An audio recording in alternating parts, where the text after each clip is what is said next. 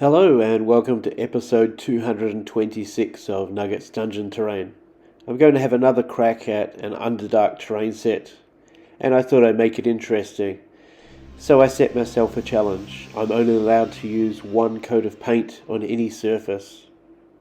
In addition to that, I'm only going to use scrap pieces to build the walls.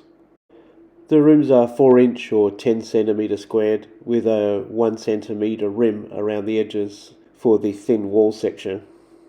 I used a hot wire probe to make cracks in the floor sections on every tile piece. These are going to be filled up with a different colour that will kind of be glowing through the floor. Okay, so I'm doing this one-handed while one hand holds the phone, but you get the idea. This is a pretty fast way of adding texture to the walls. Touching it on the same angle with a hot wire probe, sometimes pressing near the top, sometimes near the bottom and different depths. I found this shell that had been eaten out by parasites. It created a fairly unique texture to go in this other world setting.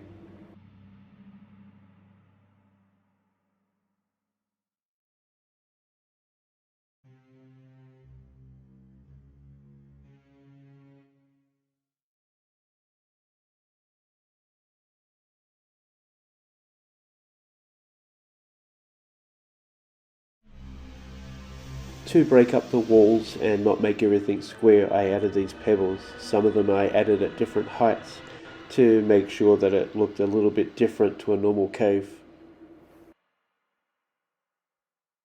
So the one coat of paint, the outside negative space will be black and the inner space will be a extra dark blue.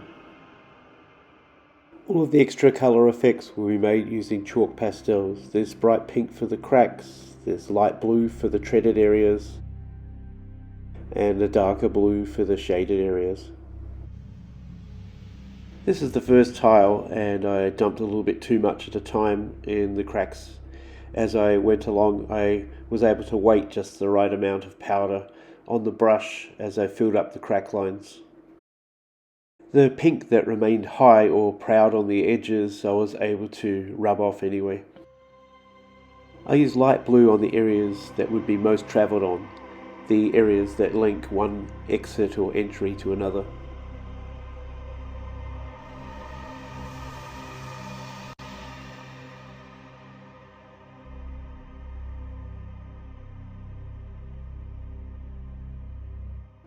I placed the dark blue in all of the corners, wall crevices, and on top of any of the rocks piled up at the different heights.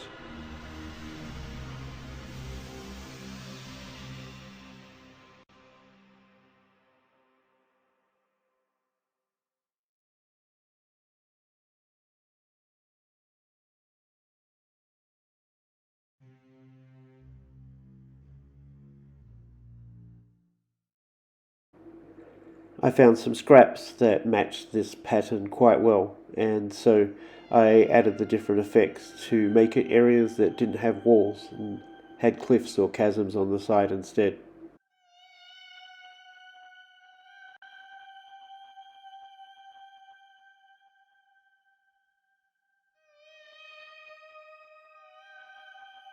I chipped at these straight edges with the Proxon wire so that they would look a little bit more natural. Some of them I took away something at the top and others I chipped away at the bottom.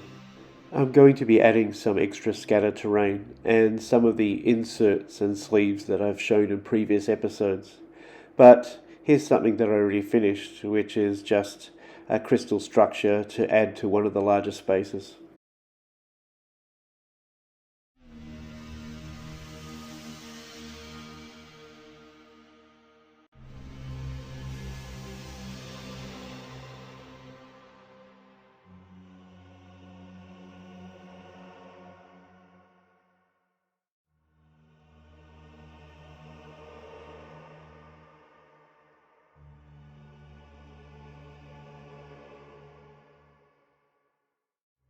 As you look at these finished shots, you'll see there's lots of flat wall sections, which doesn't really make sense for something that's down deep and natural.